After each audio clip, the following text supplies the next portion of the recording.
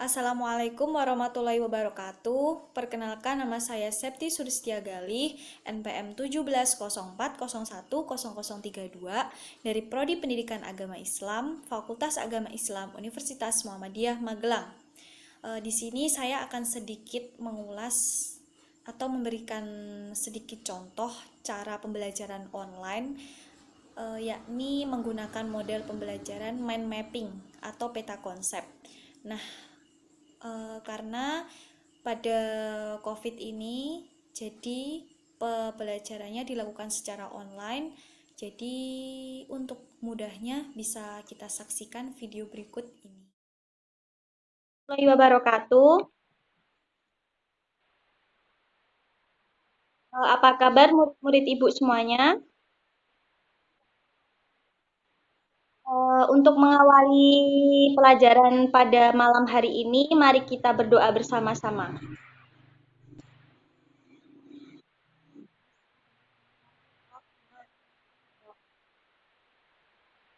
Rabbi zidni ilma warzuqni.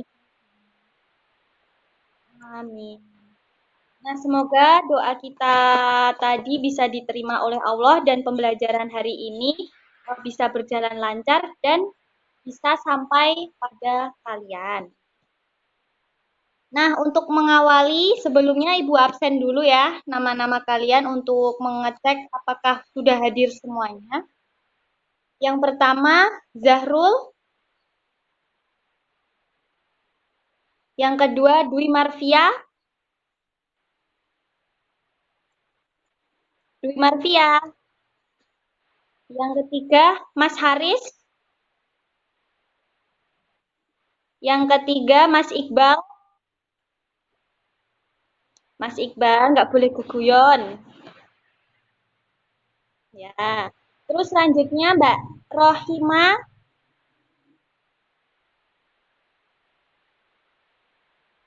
Hadir. Terus selanjutnya Mas Refri belum hadir ya. Kalau ya udah kita ya mungkin dia mungkin dia lagi berhalangan hadir. Kita doakan semoga urusannya cepat selesai ya. Di sini sebelumnya sudah tahu materi apa yang ingin Ibu sampaikan. Nah, mungkin bisa di-mute dulu ya suaranya biar gak ada gangguan-gangguan. Nah, oke, materi yang ingin Ibu sampaikan itu bertemakan dengan Al-Quran. Nah, untuk mengawalinya, Ibu akan menjelaskan apa sih pengertian Al-Quran secara istilah. Nah, Al-Quran secara istilah itu artinya kitabullah yang berisi ayat-ayat suci yang berisi firman-firman Allah Subhanahu wa taala. Nah, itu adalah pengertian Al-Qur'an secara istilah. Nah, untuk materi yang kedua itu terdapat pengertian Al-Qur'an menurut para ulama. Nah, di sini Ibu mengambil dua saja, tapi nanti kalian bisa cari pengertian Al-Qur'an menurut para ulama yang lainnya ya. Yang pertama itu ada menurut Dr. Subki, yakni Al-Quran adalah kalam Allah Subhanahu wa taala yang merupakan mukjizat yang diturunkan kepada Nabi Muhammad. Yang kedua, menurut Muhammad Ali As-Sabuni, yaitu firman Allah Subhanahu wa taala yang tidak ada tandingannya. Nah, jadi itu dua saja yang Ibu contohkan ya.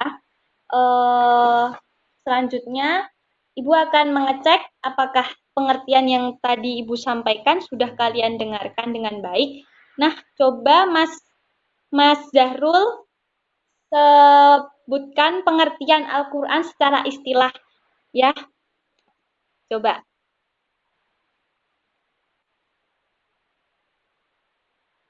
Lupa. Ya, Ibu ulangin. Al-Quran itu secara istilah yakni kitabullah yang berisi firman-firman Allah Subhanahu wa taala. Gitu ya Mas Zahrul. Nah, bisa dipelajarin lagi. Nah, coba Mas Iqbal, pengertian Al-Quran menurut para ulama yang tadi Ibu sampaikan itu, sepengetahuan Mas Iqbal, menurut siapa dan pengertiannya itu seperti apa? Lupa? Dan nanti bisa dicari lagi ya Mas Iqbal ya. Ini. Nah, untuk yang lainnya bisa lebih diperhatikan lagi ya karena ini materinya sangatlah penting karena Al-Qur'an itu kan merupakan ayat suci yang apa yang kita punya yang wajib kita ketahui gitu ya. Terus materi selanjutnya adalah perilaku orang yang berpegang teguh kepada Al-Qur'an. Nah, di sini ada 5. Yang pertama itu sopan, yang kedua suka menolong, yang ketiga berpikir positif, yang keempat bersikap adil, yang kelima amanah dan terpercaya. Nah, coba Mbak Rohayati Rohimah bisa sebutkan salah satunya saja perilaku orang yang berpegang teguh kepada Al-Quran.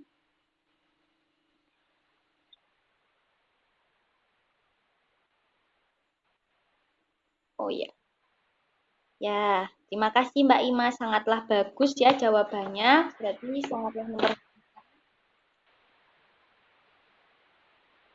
Ya, semoga saja ya Mas Iqbal dan terus berpegang teguh dan terus mengamalkan amalan soleh dari Al-Quran itu sendiri agar kita semua dapat merasakan manfaatnya. Amin. Nah, coba Mbak Dwi Martia bisa sebutkan salah satunya contoh perilaku orang yang berpegang teguh kepada Al-Quran.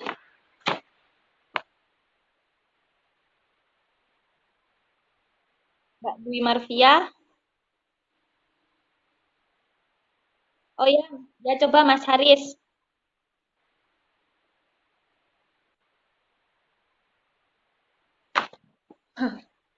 Apa itu? Ya, mungkin bisa seperti itu ya. Itu karena bisa diartikan dengan tolong menolong juga ya. Karena merasakan gitu ya, Mas Haris ya maksudnya. Ya, Mas Haris terima kasih ya. Jawabannya sangatlah bagus.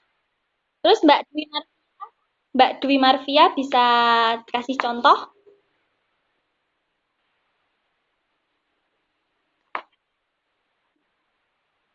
Oh ya, bagus, sangatlah bagus. Ya, sangatlah bagus jawaban kalian ya.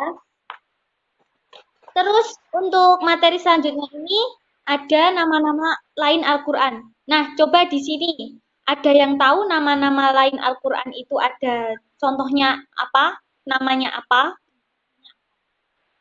Mas Iqbal, apa? Ya, ya,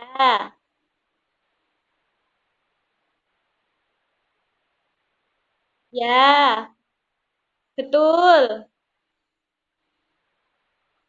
Ya, bisa. Ya, tapi itu ya Mbak Dwi.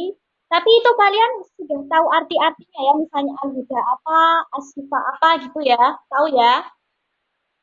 Ya, sudah berarti Ibu tidak usah menyampaikan. Nah, itu adalah ulasan materi yang bisa Ibu sampaikan. Nah, untuk selanjutnya, ini kan kita kan karena gara-gara COVID kan kita tidak bisa berpapasan langsung gitu ya, bertatap muka langsung. Kita hanya bisa secara daring dan online seperti ini ya, anak-anak. Em, jadi kita kan tidak mungkin membentuk kelompok gitu kan ya. Jadi ini adalah tugas individu saja ya. Nah, Ibu akan mengasih tugas. Nah, per orang ini akan Ibu kasih per sub materi yang harus kalian cari dan kalian harus membuatnya pada mind mapping. Apa di sini sudah pada tahu apa mind mapping itu? Nah, betul Mbak Marvia. Jadi materi yang tadi Ibu sampaikan kalian buat mind mapping ya. Tapi Ibu akan membaginya satu sub satu orang biar nanti mind mappingnya itu bisa lebih detail dan lebih lengkap.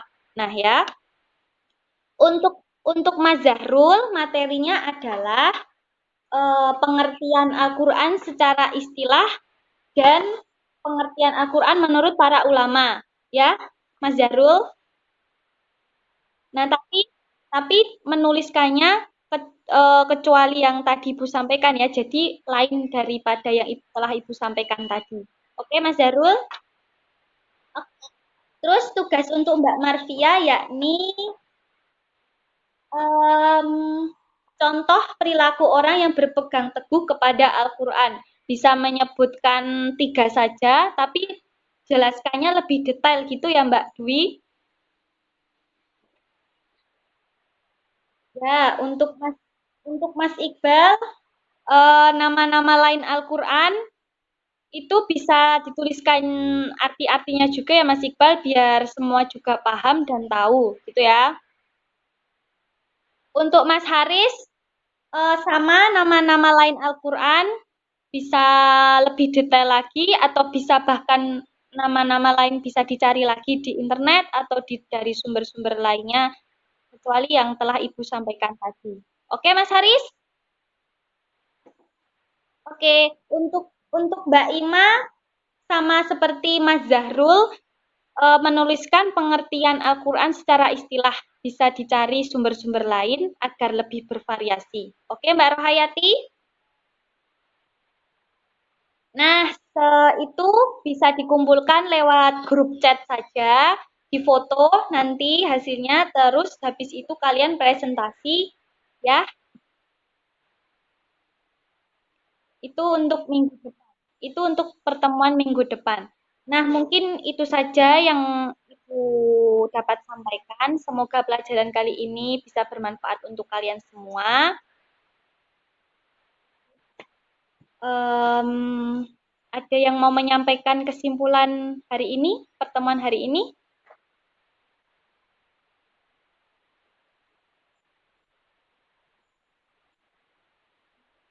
Ya, coba Mbak Ima.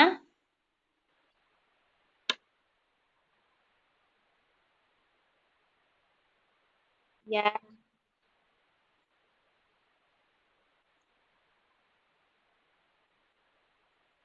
ya,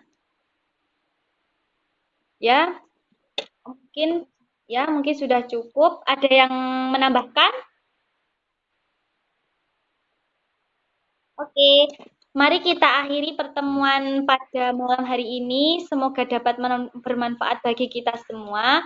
Billahi taufik walhidayah, waridawal inayah. Wassalamualaikum warahmatullahi wabarakatuh. Mari kita berdoa bersama-sama. Alhamdulillahirabbil alamin. Terima kasih. Sampai jumpa pada pertemuan besok.